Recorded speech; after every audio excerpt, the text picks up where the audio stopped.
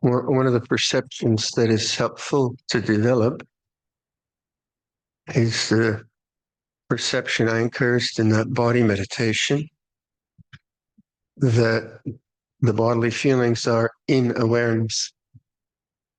So I'm sitting here and I can see a speaker over there. And the color of the speaker is purple black with letters on it. So that's one way of considering experience, me here and that there. So there's a sense of here and there, which is depth perception, color, focus, those kinds of things.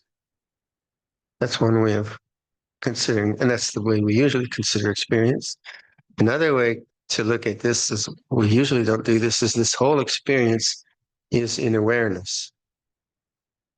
So the sense of a here and a there, or the sense of depth perception, is an object in awareness. It's a way of perceiving. I could, same in this room, I could see that Xiui is way down there. So she looks very small, but that's depth perception. That is, because that's the way the eye works, and color. And then there's recognition. I know her. And there's memory and all of that. And that all arises in awareness. And that's not a way that we usually consider things, but it is a way to find peace. Because if I can kind of remember that this experience is in awareness, then I'm stressing the background or awareness or the space, conscious space, rather than stressing the particular interaction. If I'm stressing the particular interaction, then there's discernment, it's consideration. No. So the first of I'm here and you are there is the realm of relative truth, or the realm of sila, the realm of dana, the realm of preference, the realm of liking and disliking, the realm of success and failure, the realm of hot and cold, the realm of duality, because that's the way it works. And the idea in Buddhism is, in that realm, we cultivate the Brahmaviharas. So that's the realm of love. Or not. It could be the realm of hatred if you want, but that would not be a very happy thing to do. The realm of preference. When you look the other way, that this experience is in awareness, then it's no longer preferring a particular kind of visual perception or preferring a particular kind of food or bodily sensation or memory. It's simply witnessing the nature of sense consciousness arising and ceasing. And that's the realm of paticca-samuppada, the realm of dependent origination. So then, this experience is in awareness, and dependent in causal conditions, there's a recognition of sui, that's paticca-samuppada, dependently originated. Another person is seen. Who's that? Don't know. So knowing, not knowing, liking, not liking, arise dependent on causes and conditions. If the glasses are taken off, visual perception is pathetic, and it changes according to causes and conditions. If the air conditioner functions too strongly, the air conditioner creates a feeling of coldness and disliking, dependent origination. And it's in that realm when we talk about freedom. That's the realm that we don't tend, that's the perspective that we don't tend to notice. We tend to always be, it's too cold, or it's too hot, or it shouldn't be like this, or, oh, it's beautiful. I like two of those. We're always involved with sense experience. It's not bad, not wrong. We do it, and hopefully we do it from a place of compassion and kindness. But I think the freedom of the mind, when we talk about the unconditioned, is from this perspective. Now, when that perspective is cultivated all the time, because you can do this even though you still have to function in the world of things, you start to get that feeling of open spaciousness, and everything is arising and ceasing. You get a feeling of what anicca dukkha anatta is about. The conditions arise and cease depending on causes and conditions. Arise and cease, arise and cease.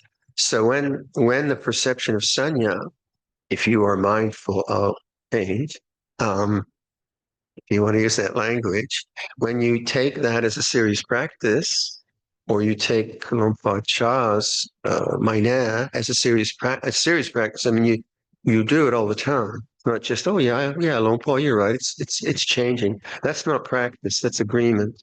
That's not difficult, right? We all know that it's changing, but actually to persist in a kind of a perception and to keep working with it is a whole different kettle of fish, as we say. So let's say I do that. Let's say I'm doing walking meditation, and I establish the perception. This experience is in awareness.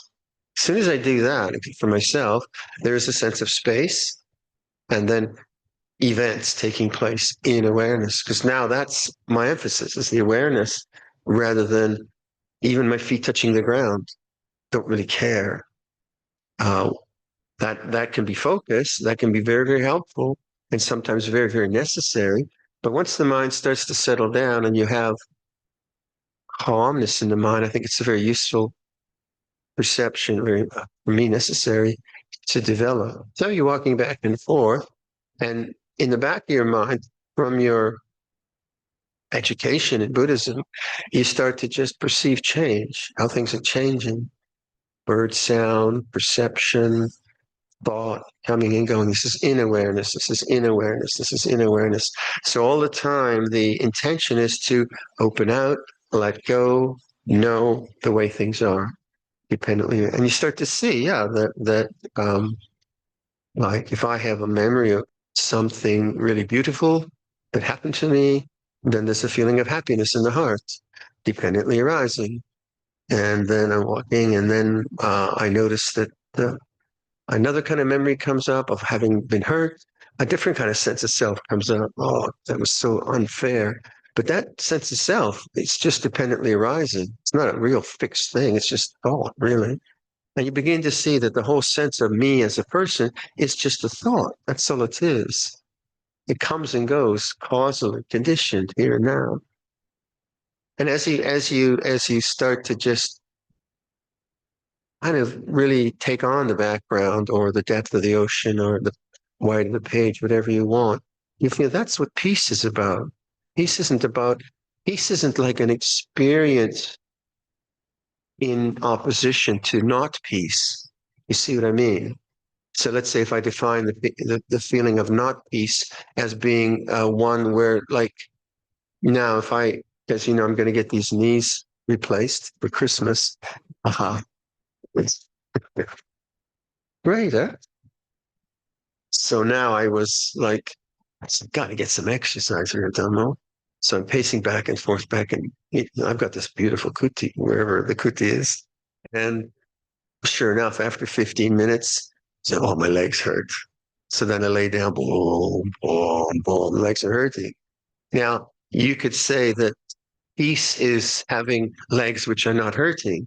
Yeah, that's a different, but I would say that pleasure is the feeling of legs not hurting, and pain is the feeling of legs not hurting. But that, if it's in the perspective of this is in awareness, then peace is not dependent on pleasure or pain. That's why it's transcendent. That's why we say it's unconditioned. That's why it's not an experience in the way that duality has experience. You could say you experience it. It's not a wrong way to say it, but the pursuit of experience is the error we make, because the pursuit of experience is always outwards into good, bad, beautiful, and that's fine. I do it. I always, like, if people ask me, coffee Bante? I said, yeah. Two? Yeah. So that, it's not wrong, but obviously a second cup of coffee is not nibbana. Maybe a third one is. I don't know. It's different. So this idea, and that you get that in the language of, like, I want to get to nibbana, or I want nibbana, like a product, an experience, a place to go to in time, blah blah blah blah. That's the wrong way of thinking, because that's the way of thinking about experience, and that's the way tanha thinks. Tanha thinks in terms of experience. I want this and I don't want that. It reacts in terms of experience. Oh, like when I think about this knee operation, that's horrible. Just, like if I think about it too much, I think maybe I'll wake up and won't have any legs.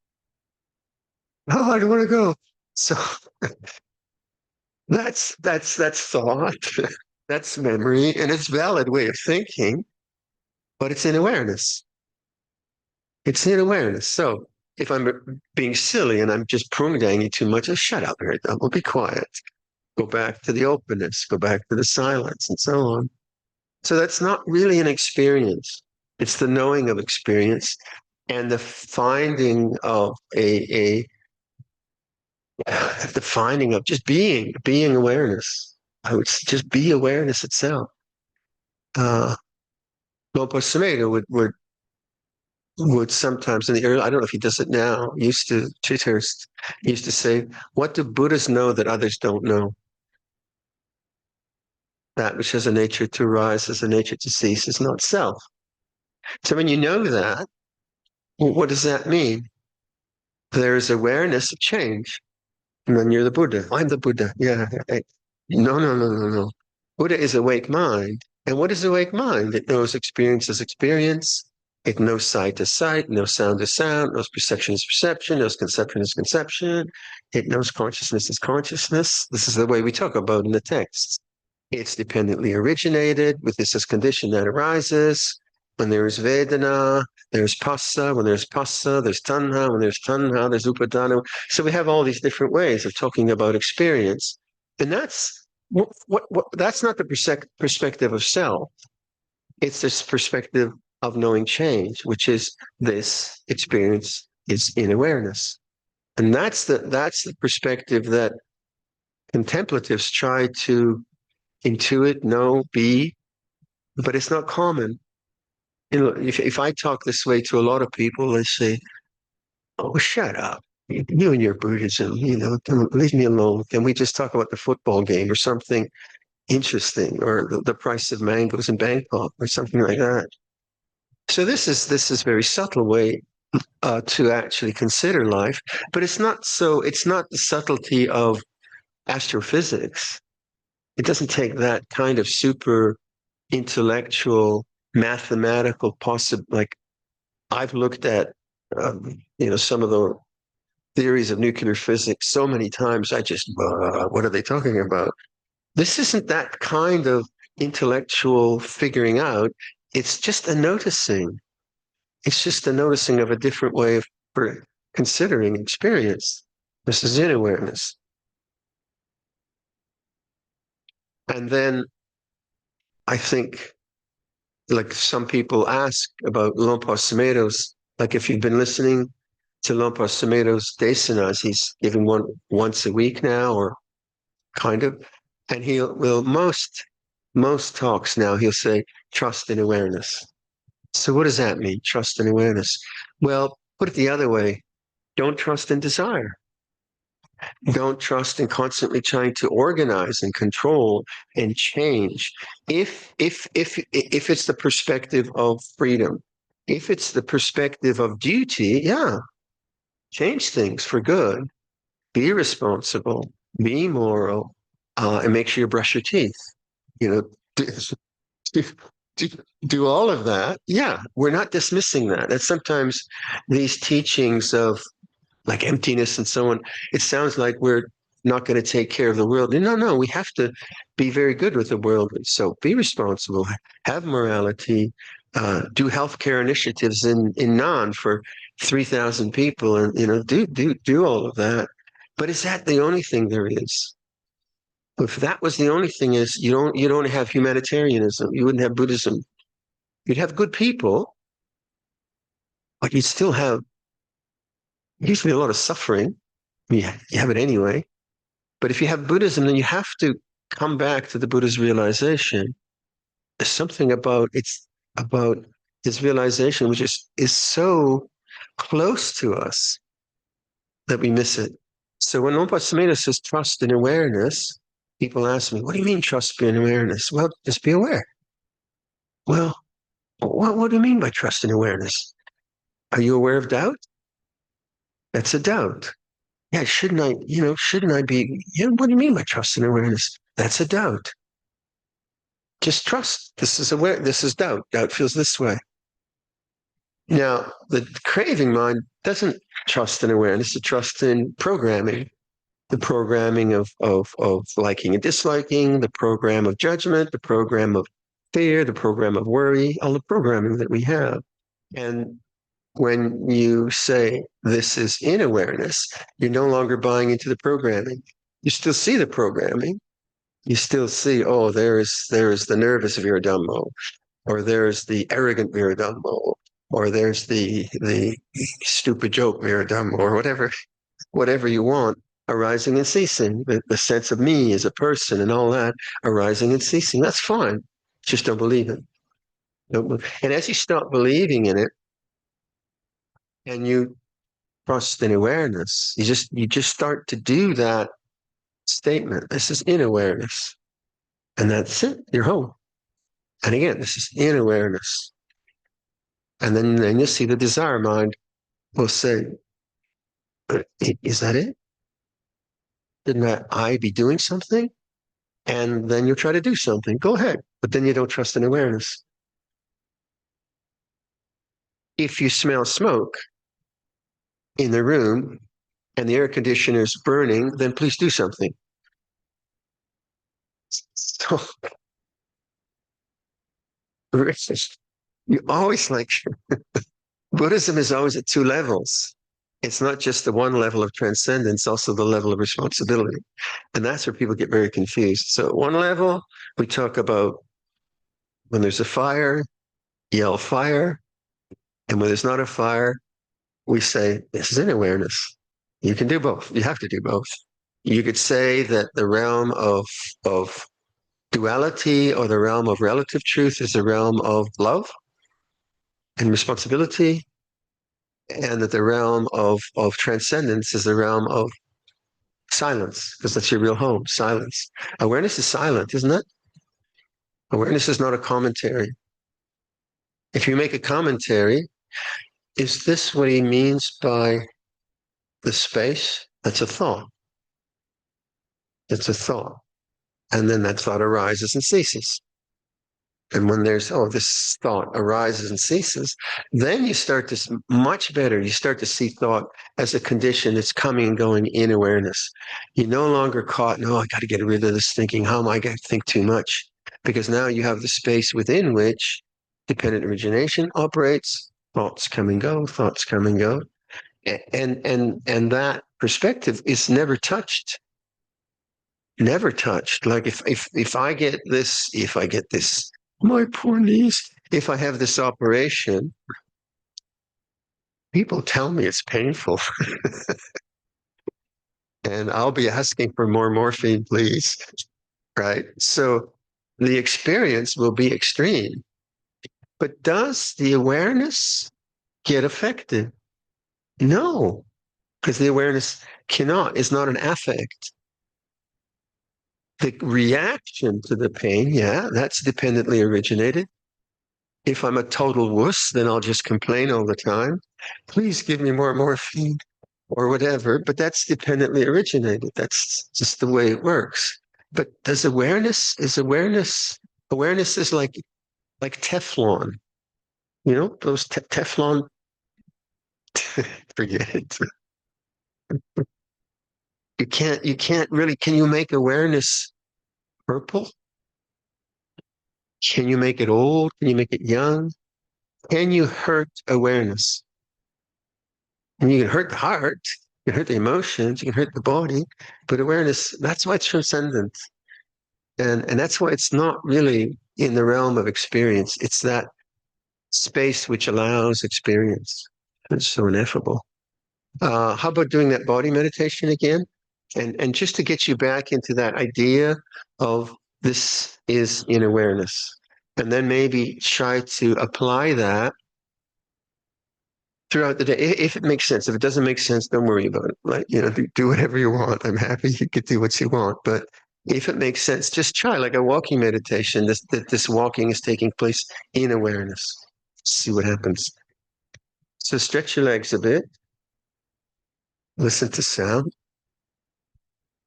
Receptive awareness. Feel your body. Feel your hands.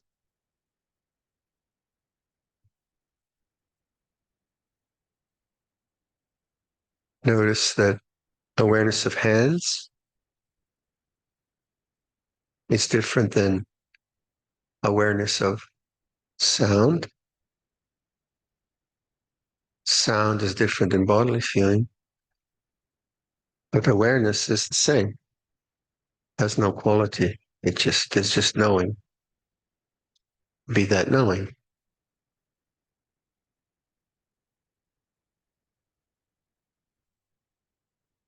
Listen to sound again.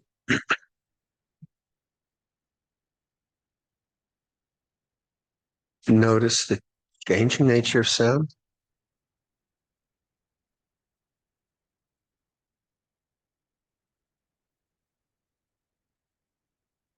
Notice what's unchanging. Sound is in awareness.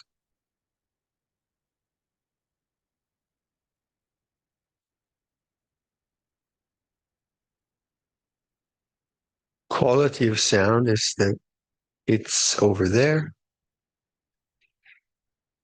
It's somewhere to the right. It's somewhere to the left. It's loud. It's soft. Those are qualities. And all that takes place in awareness.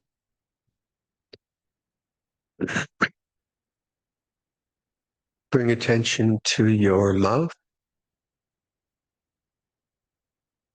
Localize your attention at the mouth. And allow the sensations of the mouth to manifest.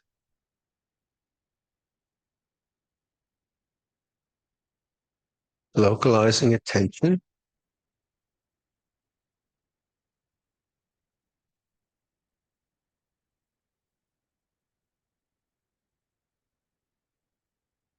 And the experiences in awareness. Changing, tactile, vibration.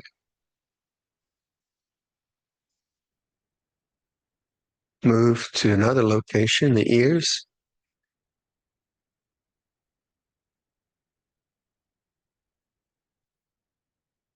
Tactile sensations arise in the location of the ears.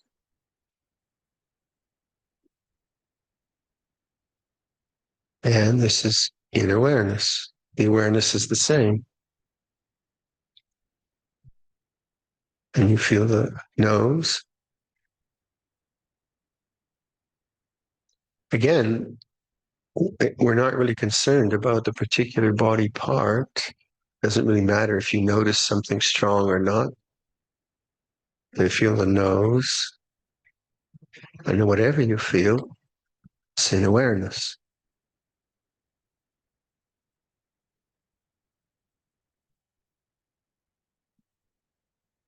So the locality helps you just to stay in the present moment.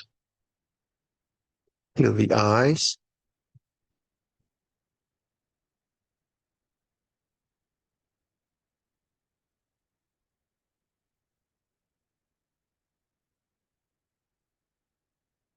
Notice you're just waiting, observing. There's no agenda. You're not trying to achieve anything. So there's no desire. You're looking as kind of innocent,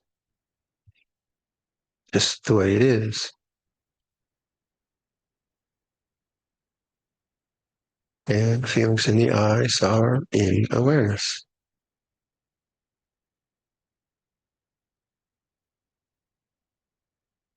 The temples, feel the temples. So obviously, if you're falling asleep, then the mind is just caught in thinking. So you do have to put vitality into this by usually straightening your posture or opening your eyes. Temples.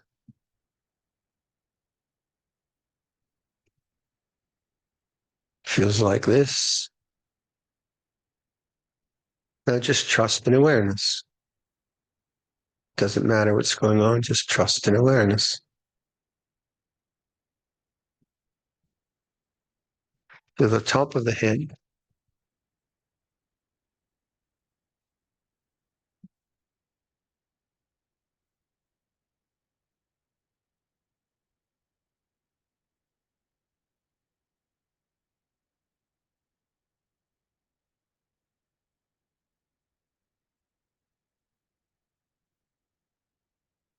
Now the back of the head.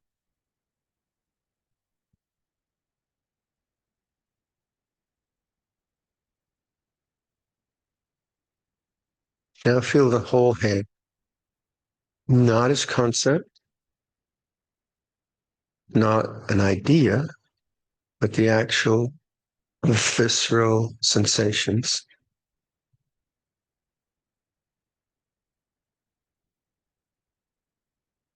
And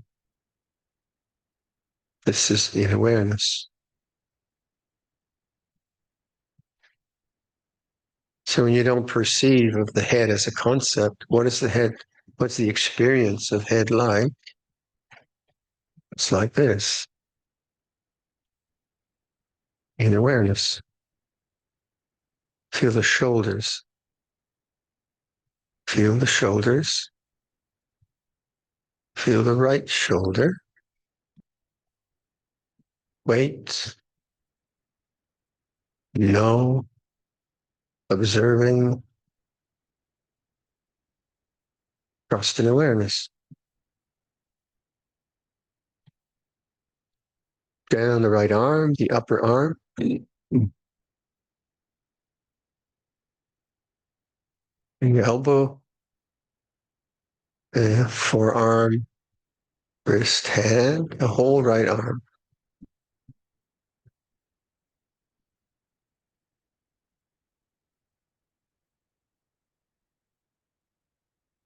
And this experiences in awareness. So notice we're not trying to achieve anything. So there's no bhava tanha. We're accepting all things. So there's no bhava tanha. And also we're not preoccupied with this. We just know. So there's no kama tanha.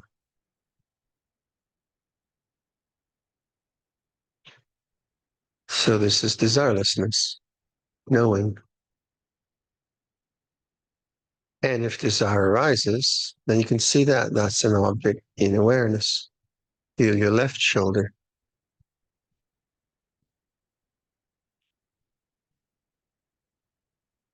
And down the left arm, upper arm, left wrist, forearm,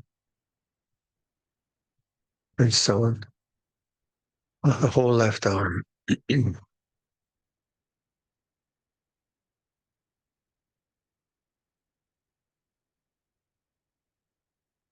both arms,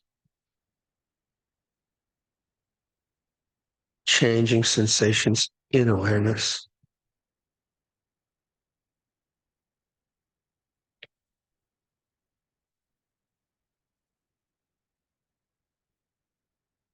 Torso, upper chest, the chest area.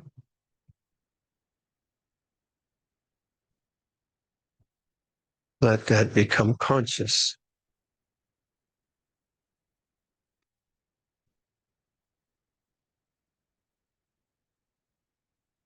Feel the back, upper spine, rib cage.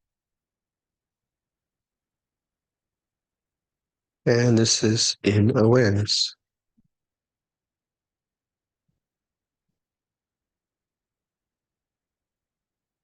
Abdominal area, lower spine.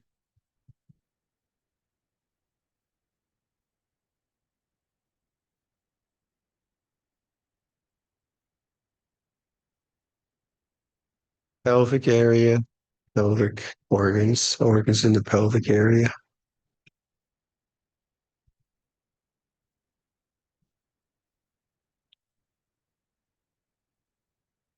From the pelvis to the neck, whole torso in awareness. Changing sensations. Feel the right hip.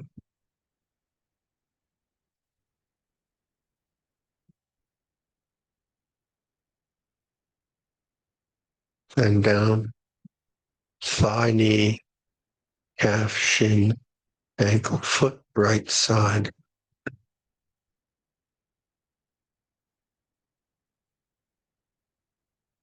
Changing, different focus in awareness. Is awareness changing?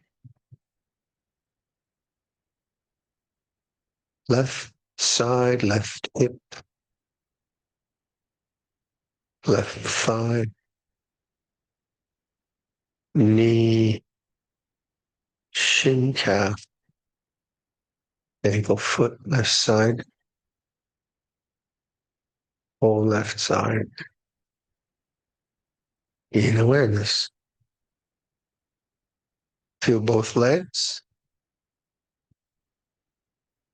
torso, arms, neck, and head. The whole body awareness now, not as concept, just as visceral experience. And that's in awareness.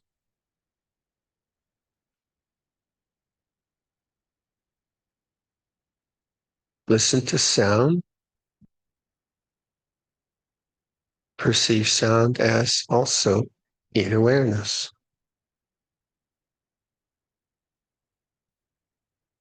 Feel the body in awareness.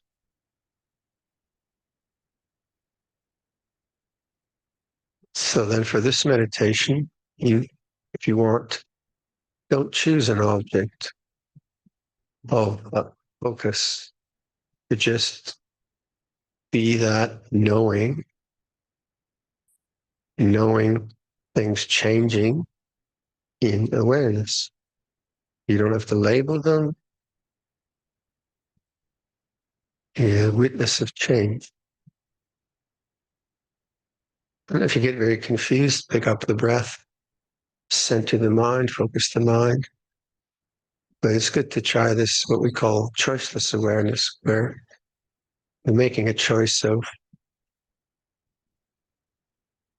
being awareness itself, irrespective of the object. So we're not choosing an object to focus on. This experience is in awareness. And then with your thinking mind, try to introduce that when you find yourself thinking, say, thought is in awareness, rather than I'm the thinker who has to stop thinking. So give that a go, see how it works.